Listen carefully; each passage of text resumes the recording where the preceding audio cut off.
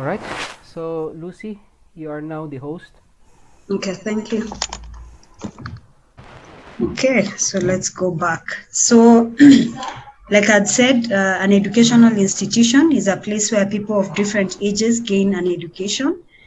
And currently in Kenya, the education system is organized into 5 main levels, that is early childhood, basic education, vocational training, professional training, and university programs. So in 2009, the Kenya Policy on Alternative Provision of Basic Education and Training, that is APBET policy, addressed the need for an alternative provision of basic education, which sought to provide an option for that is responsive and relevant to the needs of the targeted population.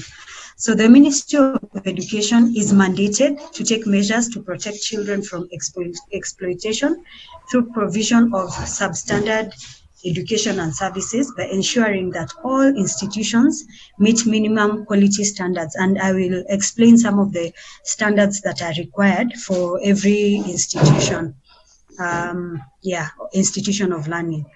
So one guiding principle of the policy is that a safe and friendly and protective learning environment. I think we can all agree that not every school meets this standard. So I don't know, I guess we have loopholes when it comes to the implementation. So the Basic Education Act reiterates these principles and provides that Education Standards and Quality Assurance Council shall monitor and enforce standards and quality of basic education institutions. Now, if you remember, was it last year, when we had an incident where a school collapsed? These are some of the things that happen when there are gaps in terms of implementation.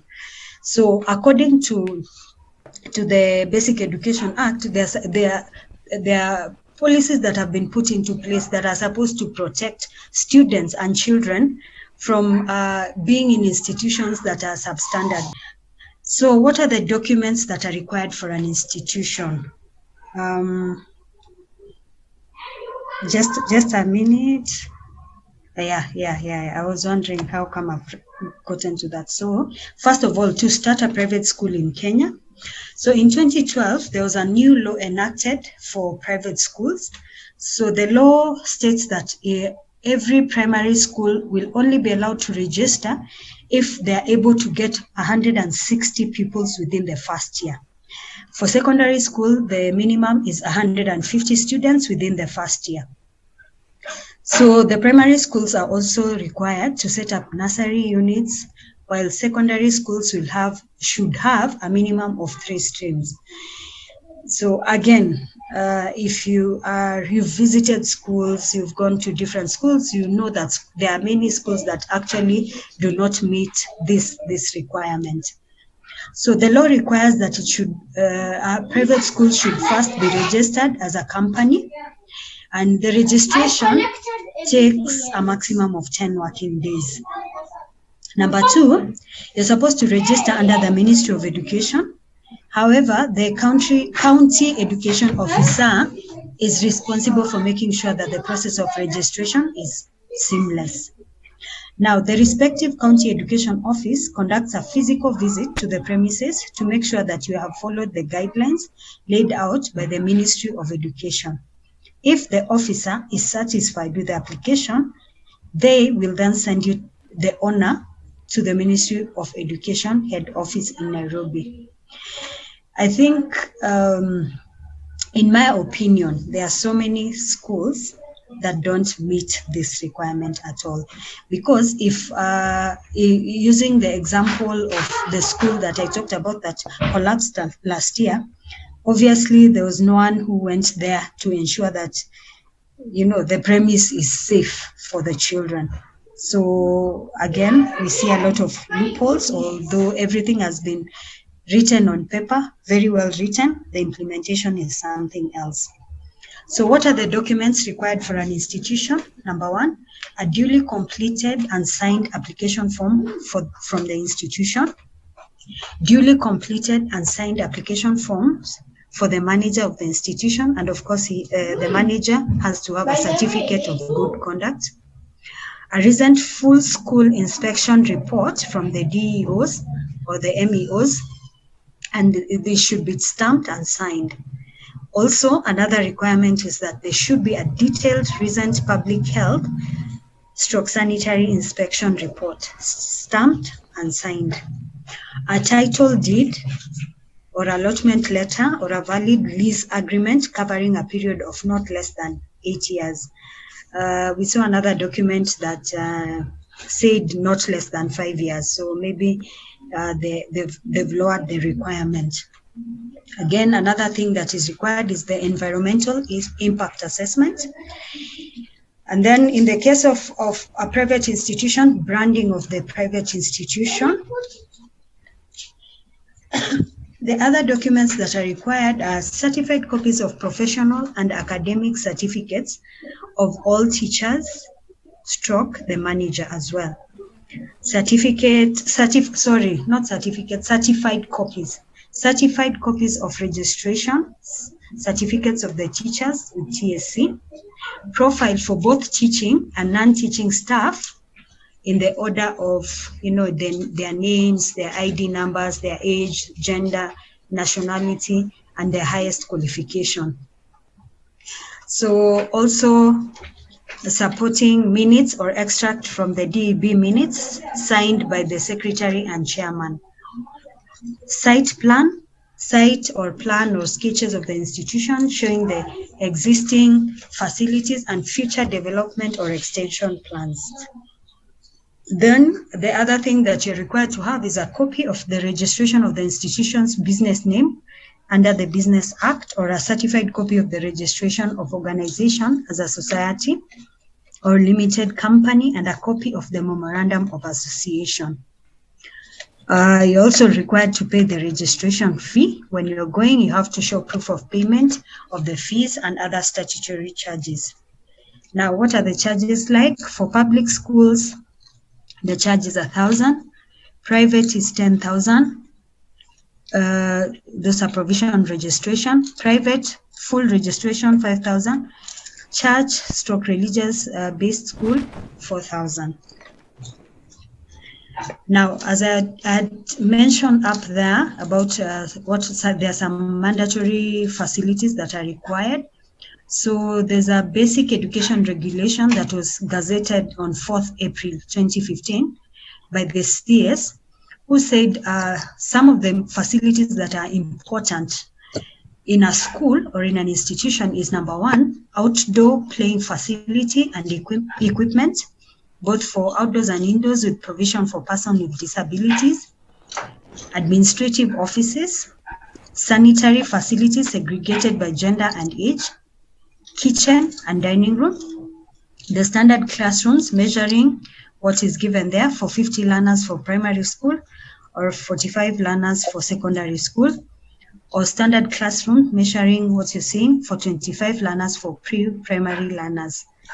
Again, your guess is as good as mine. In classes like Watu Wafula was giving an example of 80 students, of course, these measurements might not be applicable. So another mandatory facility is the storeroom. Another facility is the science room or other rooms for specialized subjects. And that is the end of our presentation. Thank you.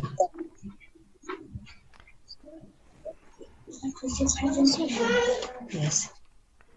Thank you, Lucy. You're welcome. Questions, input? Let me do what? Pause share, or what do I do? Stop share. Stop share. Okay. So, okay. Do I make you? Yes, you can. Or you?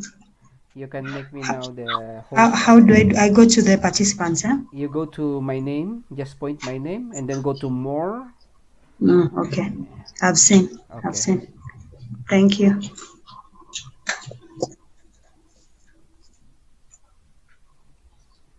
All right.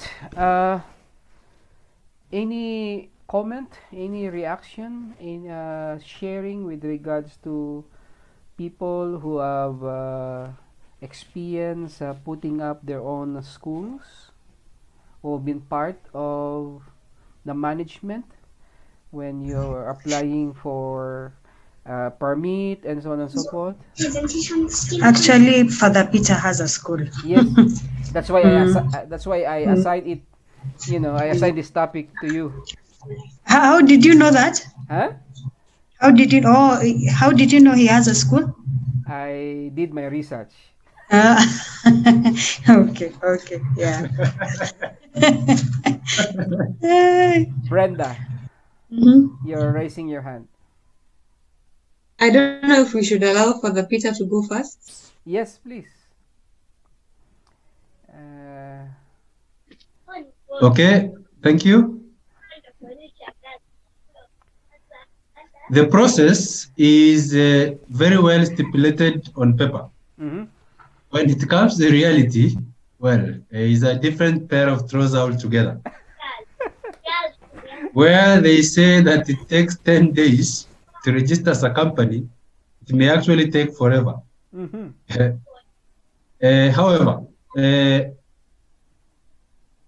perhaps something we did not mention because it's not within the legal framework is that it takes a lot of passion and resilience because you're going to move from one office to another looking for that. Lucy actually mentioned very accurately that sometimes these provisions may not be followed to the letter. I've seen schools opening, every day. Even some schools that have opened in people's settlements within a plot, for example, or a person's house, and they become a school.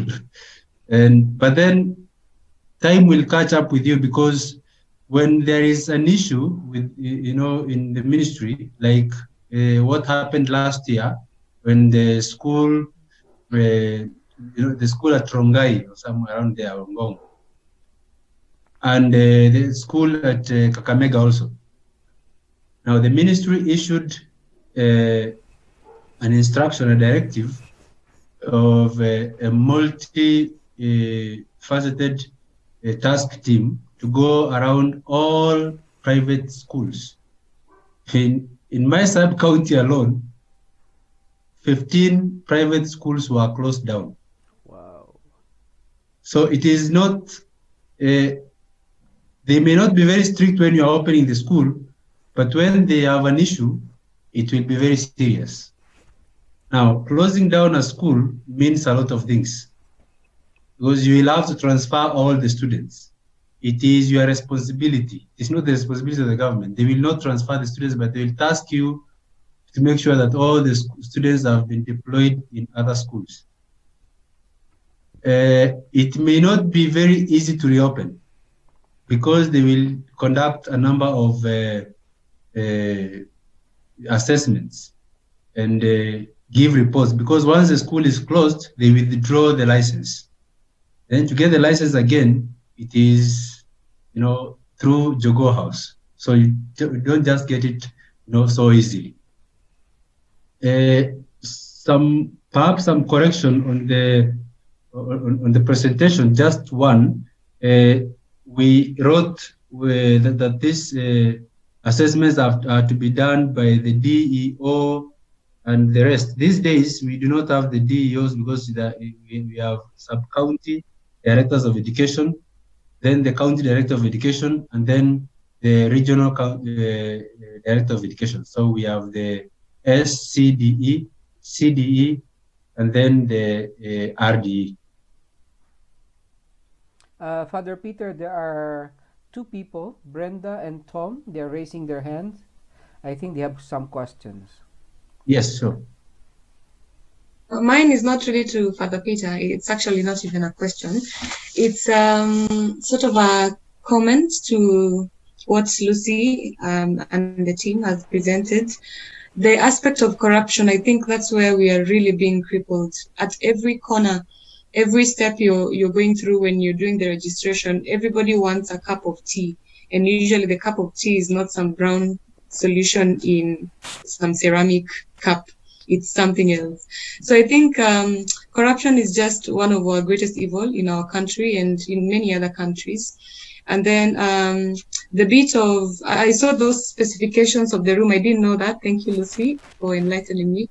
And I was trying to look at the different schools I've seen, the ones that are local, the ones that are in the estate, other schools in different places. And I'm like, some are implementing that, but for the majority, that's not the case.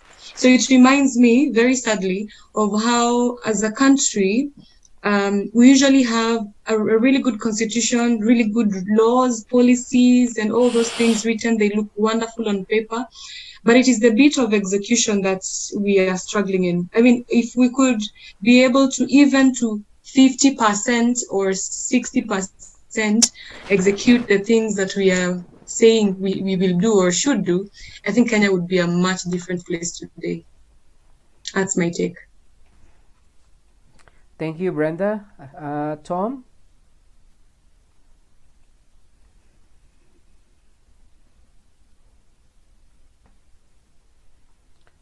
All right. I think Tom stepped out. Harun and Lynette. Sorry? Hello? Hello, Doctor. Yes, Tom. Yes, Tom. Okay. I'm saying one thing I wanted to remind them about the District Education Board, that it does no longer exist. It has been corrected. Number two, I don't know, maybe Rusi and Father Peter can guide me. If you look at the Education Act, Section 53, Section 50, Part 3, Education Act, the current Education Act, it says that private schools will be given a provisional registration of 1 year, which is renewable after here until the ministry is certified before they are given. I didn't hear them mention that. And a few of the issues they mentioned, if you look at the current Education Act, there are a few things that have changed. Kindly, Father Peter and Rusi, you can look at the Education Act, the section that is particularly meant for registration. And it is the County Education Board that is supposed to do registration of schools currently. Thank you. All right. Thank you, Tom. Harun and Lynette. Father Peter, thanks a lot for that very enlightening presentation and the research you put into the work. I just want to echo what part of what Thomas mentioned, that nowadays we have the county education boards managing the entire registration. In effect, I wonder whether if you want to open a school, you are still to the Ministry of Education headquarters, the Law House. That just needs confirmation. Then another point is I saw in the presentation a reference to PDE. I think just wonder what that actually stands for, if you don't mind clarifying that. And then also to mention that having attended some of the Ministry of Education stakeholder meetings held for private schools, I can say that the government is actively encouraging investors, people to invest into the private schools, to start private schools. Because what the ministry officials keep saying is that when you invest in starting a school, you're helping the government to provide education. So the government is now taking a very collaborative approach to encourage investors to put their money into education, starting schools. Thanks. That's my contribution. Thank you, Harun. Lynette. Yes, I guess from the presentation it was very nice, and it appears like that from a click of a button, Father Peter started a school like you, and it kickstarted. But I would like him maybe to elaborate on maybe how long did it take him for the school to pick up? Because there is a school we were starting, a church-based school, and catchment area. Actually getting students to kickstart took like 2 years. And maybe he can share a budget. Which budget did he allocate maybe to pay for bills and wages before enrollment picked up? And lastly, maybe he can share with us the cost of putting up infrastructure, the facilities required.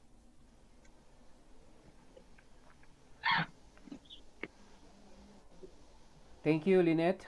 Father Peter? Thank you, Lynette. That's a tough one. That would require a bit of referencing here and there. However, I started thinking of starting the school actually around 2015 at the beginning there, around there. Now, since I do not own the diocese, I had to seek the permission from the bishop because that is now the domestic procedure. Then to the education secretary. Well, there was a bit of trouble at the beginning because people generally do not like to try new ideas. So everyone was saying now, if you are intending to open a school, and especially for the bright and needy girls in these, remote areas, how are you going to find the school? Where are you going to construct the school and all those things? So I had already seen a building that was not actually in use within the diocese. It was formerly a technical school that had more teachers than the students. So I requested the diocese to allow me to use the facility. Again, with a bit of struggle, but eventually they gave in, the bishop gave in. That was early 2016. So around February there, I now began consulting. I formed a team of experts. Actually, part of the team was a member of our church who also works at the Ministry of Education, and also a member of the church who also sits in the County Education Board. I involved the Education Secretary, among various other stakeholders who support this kind of an initiative locally and internationally. So we started brainstorming. We assessed the facilities that we had, and I was given a list of the mandatory documents that are required. I went ahead and registered the school as a company first. It actually took like 3-4 months before that was done. I guess, like Brenda was saying, it's a question of corruption, but then presenting myself as a priest, perhaps they found it a little bit difficult to ask for kitu kidogo, but then they would take me round and round, and I decided I wouldn't budge. I would continue, pressing on without parting with, a coin. Eventually, yes, I got the license, the certificate of registration. I proceeded the county with the help of the team, and we started getting some of the required documents. We were only allowed to start now, preparing to call in students once we had quite a number of them, including, the land ownership title, public health report, the environmental impact assessment, branding, all those things. But the only things that we didn't do at the beginning were, the profile of the teaching and the non-teaching staff, because you have not yet recruited. So we started getting the students. Now, my model was a little bit different, because I was going for the students myself. I was identifying the students myself. So I went to the primary schools in third term, in most of them within the northern part of Kenya. I had a template, like a form to be filled. I involved the head teachers. They proposed a number of names, especially of the very needy but bright students. They were given the forms to fill. And then I started making follow-up on them. I explained to their parents or their guardians. Some didn't even have parents or guardians. They were just, these sibling families, because that place, you understand, with this in violence and cattle rustling, where most families have been, children have been orphaned. So I found quite a number of them. I remember I got around 50. The provision there was that you must have, I think, around 100 or so. But I managed to convince the team that even with 40, we would begin, because we just wanted one class. Believe me, for the first year, I had 73 girls coming in. Of course, some of them brought themselves after they knew that there was such an initiative. So on that part, I think it takes quite some time. For me, it took 1.5 years or so, but eventually it picked up very well. On the budget, well, now that is another pair of trousers altogether. It's not possible, or it's not even wise, I think, unless you have a lot of money, to begin a school with all those structures in place. I started the school with a classroom. When we were beginning, that classroom was actually my office. So I would sit behind the class. And then there was another room that was the staff room, and at the same time, the computer lab. We didn't have a dining hall, but we had a spacious dormitory with a very good lavatories and the rest. But we had a kitchen, and we had a social hall, and another small room that was used by that time as our library, or a bookstore, I would say. It wasn't even a library as such. But then, because you're asked to present a sketch or an approved site and building plans, well, that serves. And then you show them how you're going to acquire the money to do it. And that's how we began. And slowly, now we are fully fledged. We have actually 8 classrooms. We have a computer lab. We have 3 dormitories. We have a dining hall, and all the rest that is required. Of course, we are trying to improve here and there, but it takes time, one building after another. Now, the students that you first recruited, because this is a place that there is, it's like it's you who went looking for them. Were they to pay a certain percentage of the school fees, or you look for donors to sponsor you? Now, out of the 73 students that I had for the first time, only 23 were able to pay school fees. Now, the rest could not even afford their, personal effects. Like I said, I had already partnered with a number of institutions that do these things. I happened to make friends with a number of NGOs, and we were able to support them at the beginning.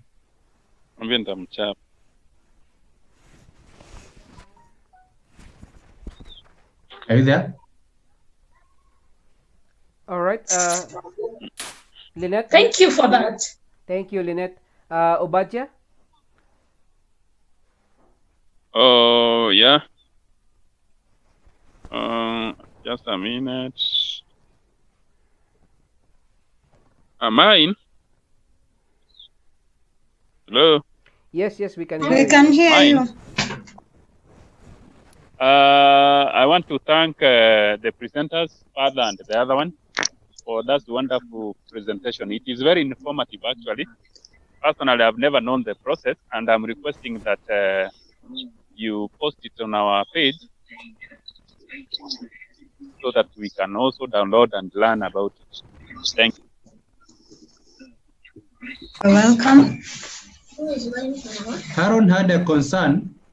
Hello. Yes, Father. Sorry. Father. Yes. Before you respond to Haron, Okay. I'm looking at the Basic Education Act. What Tom had mentioned. So this is what it says. Tom, I hope Tom can hear.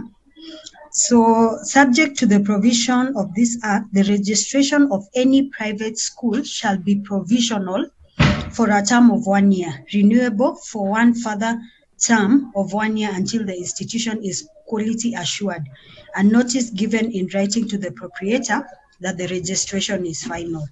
So it is provisional, but registration has to happen. So if any person conducts a private school, which is not registered school or provisionally registered school, or being the proprietor of a school, a private school, does any act calculated to lead to the belief that the school is a registered school, while it's a provisionally registered school, he or she shall be liable on conviction to a fine not exceeding 5 million shillings or to imprisonment for a term not exceeding 3 years or to both such fine and such imprisonment. So I think that's what Tom was referring to. Yeah, thank you, Rusi. That's what I was referring to. At the same time as you make your final submissions in the same Education Act, you can also maybe look at section 83(2)(a). That is not for now, of course. Okay, Tom. Yeah. Thank you. Thank you, Tom. Edna? Yes, thank you. I just want to ask one question, because we see that all schools are required to have a board of management. When you're starting a school, do you need to constitute one first, or you do all these other processes first before you constitute one? Maybe Father Msao can answer that one. If I can answer, Edna. Yes, thank you. You can't have a board of management when you don't have a school. Yes. So you must register the school first before the board of management. That comes later. Yes.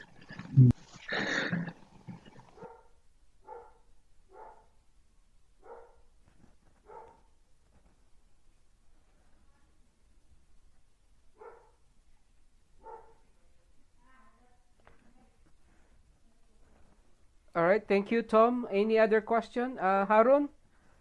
Yes, just needed clarity, just follow up on whether the school owner needs to physically visit the Ministry of Education headquarters. So if Lucy or Father Peter could just give us guidance on that.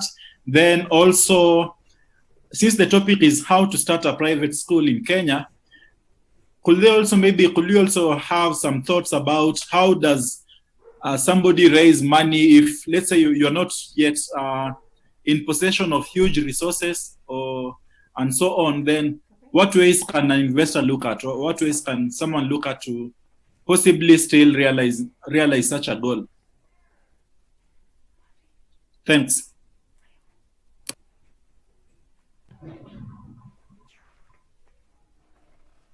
Thank you, Harun. Any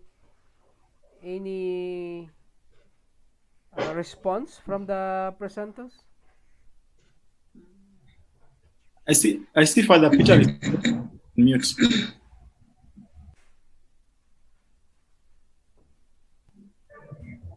About the investment bit, unless I do research on it, maybe I can get back to you on that. We didn't look at it, but maybe looking at what Father Peter did is looking for sponsors first. I think that could be one way of ensuring that you're able to start it, but welcoming contributions from the rest of the team also, in case they know of any other way. Of course, there are people who go to the bank to get a facility, but any contribution from the other colleagues would be helpful. Thank you. I think Rose is raising her hand. Good evening, everyone. Good morning. Oh, good morning. I'm sorry. I'm forgetting I'm supposed to. Okay, so one of the things that you need to look at is a school will be standing on some piece of land. So if you are lucky, like your home is near a place where it is accessible, you can even get a piece of land from home, and then you'll convert it into a business from a farm, agricultural land to a business land. Maybe you are lucky to inherit one because a lot of money go to the land. Sometimes, like the law farm, the law Africa, if you have something and there is something lacking, but it cannot distract you from realizing, you might look for a partner who is willing to invest. You have the expertise and you'll be there to run the business, so they will have shares with you. Another thing is what Jenny has always said, you save so that you don't go fully borrowing. So you have some money, a little bit of it, and then you can go to the credit facilities if it is your circle. Maybe you add shares, so it will be multiplied by 3 or 4 times. Then it can help you to get that. That is my contribution. Thank you. Thank you, Rose. Thank you, Rose. Um, Tom, you're raising your hand again?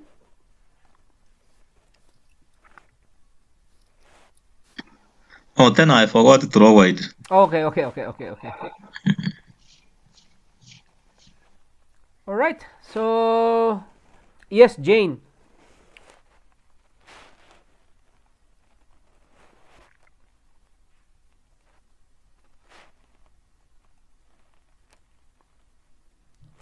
Jane? Hello. Yes. I'm saying if you want to learn a school and business, just to add to what Los has said, if you have a piece of land, you have some structures, it is important that you have another source of income, because you'll need some employees who are going to work like teachers, others to work like support staff. Even if there are 2 or 3, you might realize at the end of the month, you might need like 30,000 or 20,000 to pay them.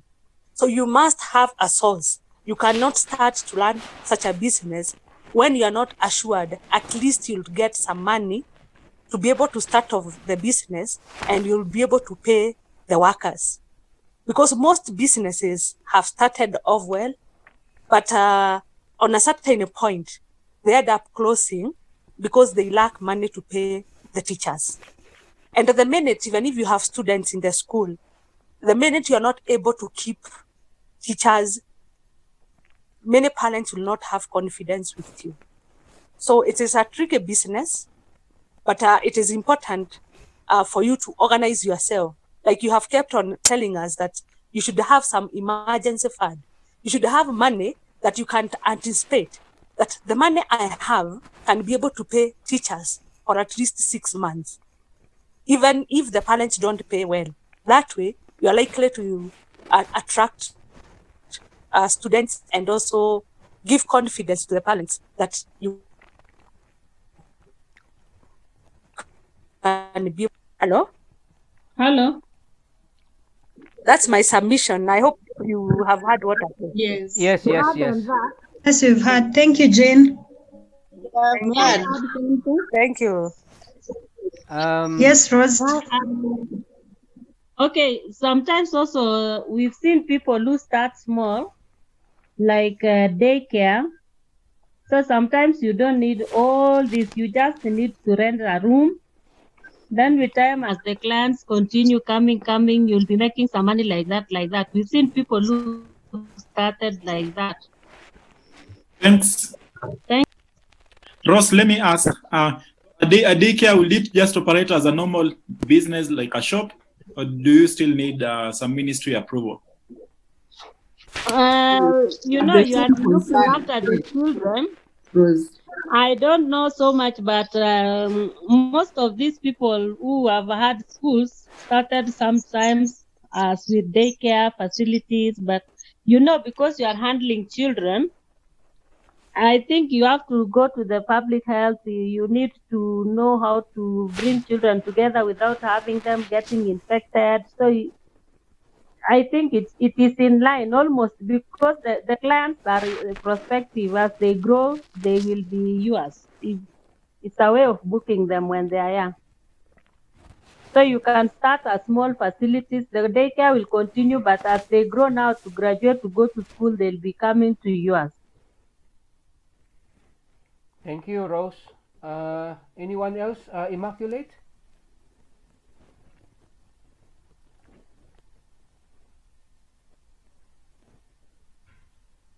Immaculate. Yeah, I'm listening, but I don't have something to add. Okay. All right. So, any other question? Good. I'm allowed Yes. to share. Yes. Let me share something. So at a ministry, at a private schools meeting also, which I attended, the government official was advising that private school owners should not really be discouraged if they don't have something like enough land. I mean, if you want to start a private school and you don't have enough land for a field, that what you can do is actually to talk with the owners of a neighboring school, whether private or public, to allow you to share their field so that you're able to meet that requirement of a space for the children to play.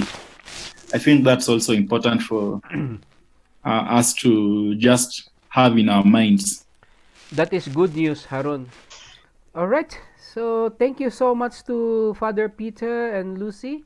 Thank you. Clap. I'll clap for myself even. Thank you. All right.